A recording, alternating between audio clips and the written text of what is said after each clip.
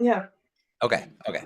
So the question is about like what's the role of the parent? And in my opinion, um, because obviously I want you all to have your own opinions and find what your heart says the role of the parent is. But from my experience, having done this for a long time, my opinion about education and kids in life. So to me, the let's get really big picture here first. So to me, the purpose of life is to have a great life, have a great quality of life, connect. Relationships are the most important thing in my opinion, to me, I look at life as like it's a blip. We're going to be here for 60, 70, 80, 90, 100. Some of our kids are going to be here 110, 115 years. But we're here, it really is a blip in history. We have a blip of this lifetime. So I look at time as very precious and that we can spin our, it's very, very, very, very easy to succumb to the pressures of society and family and culture and the world to live a certain way. And what we all as adults have learned is that we have figured out by this time in our life that there are things that we were pressured to do in life that were not valuable to our life, where we were wasting our time in essence. I mean, you can look at it like we don't waste time because we learn from everything, but all of us have learned lessons where we're like, you know what, I don't want my kid to go through this or that or blah, blah, blah. And I think that with the pressures from school to complete work and conform, it's even though there's a lot of progress in education, there's still, even in progressive schools in the United States, let's say, even in what are thought to be progressive schools, there are things that are not rational, that don't make sense in the end, or there are teachers in a progressive school that still are shaming or not understanding certain kids or this or that. So all of this to say that the role of the parent to me is to first figure out, I said what my values are, is for you to figure out what are your values in the big picture. The most important thing, if you understand your kid has, 100 years to live and you want to have the best relationship with them and them to have the best life possible. What are your values about that? How are you going to balance out the pressures from school and cultures and media and society and the pressures you have learned from your childhood and everything that doesn't make sense anymore? Stuff you have to unlearn about, you know what? Okay, so my kid's going to fail this class. I am I don't care. I'm going to let him fail the class and tell him I love you anyway. Let's move on. It's fine. Like, where do you draw those sorts of lines for yourself? So, the first thing to me is to sort of figure out what your values are and like trust your gut because the pressure from society and stuff is not going to stop. But you got to know where your lines are, where you're going to say, I don't care. They can fail this class. I'm going to tell them, stop studying for this class. Let's focus on this one and just be done with it. Or let's just get a D and be done with it. Like, I'm just using some extreme examples, but like to me, the mental health is the most, I say the relationship is the most important thing. The mental health is the most important thing. I should say these are the most important things. And the way that I look at it in some of the verbiage on my website is I say, like, how do we help kids have a good future while having a good childhood? Because it's what the problem, I think, part of the problem is that we're thinking, oh, I want my kid to have a good future, so I'm gonna make sure they get all A's. And these kids are in high school and they have all this pressure on them to like get a certain GPA so that they can get into this kind of college and go to this kind of college and blah, blah, blah. And is that really going to produce where when they're 30, 35, 40, 50, whatever, that they have great relationships, fulfilling career, blah, blah, blah? Or have they really learned to, be in the rat race and really not have time for them self-care and for relationships and for mental health and like so to really question sort of what's going on, find your own values in that and make your decisions on that. So I think that's the first primary role is that. Then second to that is I don't know if it's second, so forget me saying what order this goes in, but another role is I talk a lot about the enrichment models from the gifted and talented world. So if you Google like enrichment, gifted kids, something like that, and learn about it, what enrichment is, but essentially that model, the idea of that is that we look at how can we enrich education, give kids enrichment, and this goes for any kid. This isn't just for gifted kids; it's just in the gifted literature, but is how do we like think about life in terms of enrichment? So let's say that your kid has 7 classes and 2 of them they like. Okay, so 5 they don't like. Hey, what are you going to do? You still want your kid to learn stuff, but not everything that's measured matters, and not everything that matters is measured. So maybe with enrichment, your kid loves Legos, your kid loves guitar, your kid loves art, your kid loves soccer, your kid loves this or that.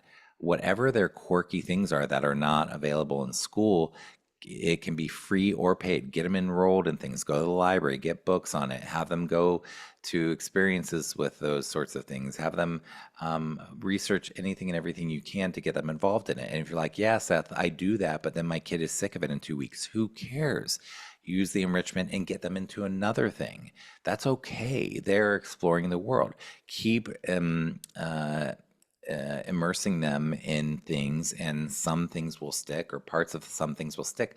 But I really don't like how education is so limited to math, science, social studies, language arts, and then we have specials. And but it's this model that has these things that are important things in life, but it doesn't have to be structured that way. It's just what we're used to. So enrichment as the role of the parent. You want to say, okay, the school's going to do the job they're going to do.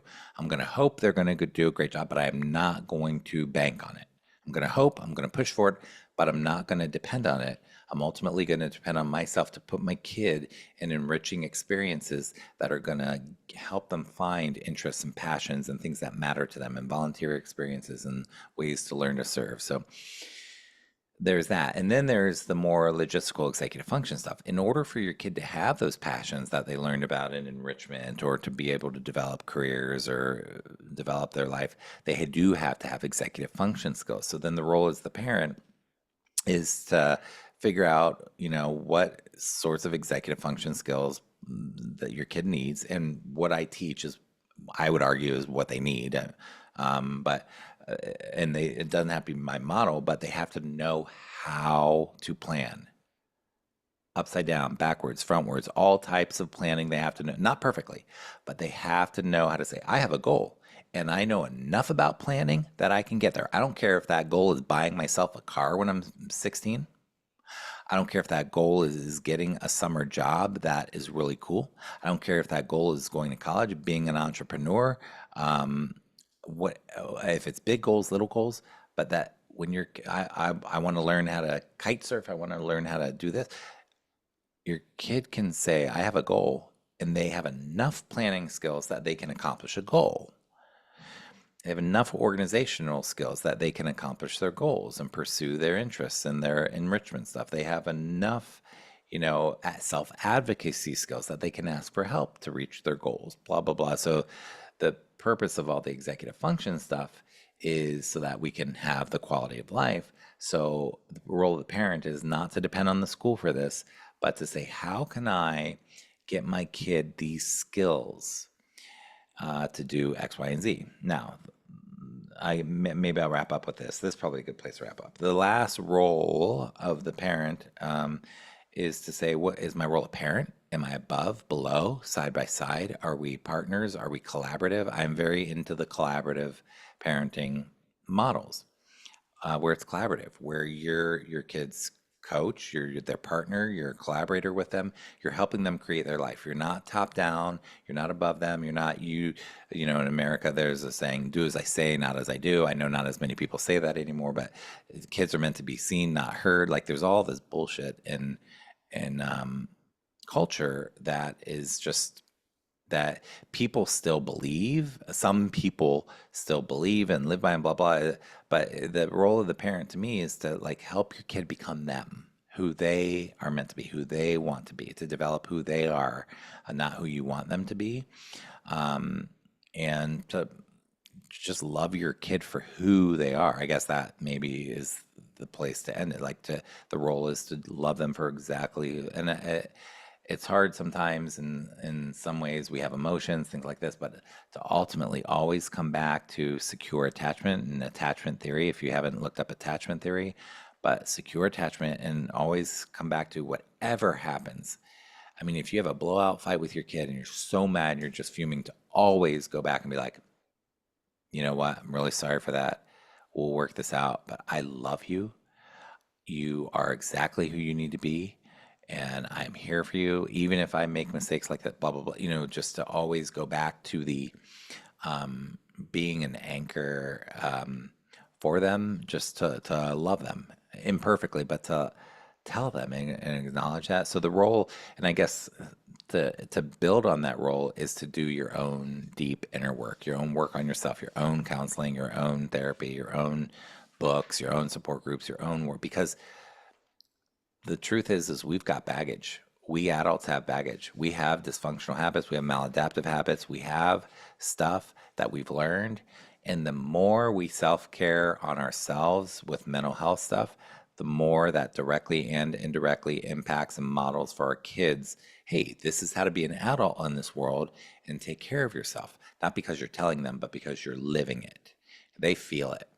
So that to me is there's so many aspects to what the role is, but that's so there's sort of the very concrete, like executive function stuff where you can be showing concrete things with this, with the self-care and the therapy and all that. So, and you don't need a therapy, but with all that sort of like deep inner work stuff, that is related to like the enabling and doing too much for our kids. The more we're doing our work on ourselves, the more we're able to set healthy boundaries with our kids and not enable them and not lecture them and not do these things that don't work and punish and reward in ways that don't make sense and stuff. But the more we're able to to set great healthy boundaries, be confident in it. It's not comfortable until we get more comfortable with it, but to really not be enabling and over parenting and getting them into learned helplessness zone where it's holding them back. Like when I went to college, I didn't know how to cook my meals, do my laundry,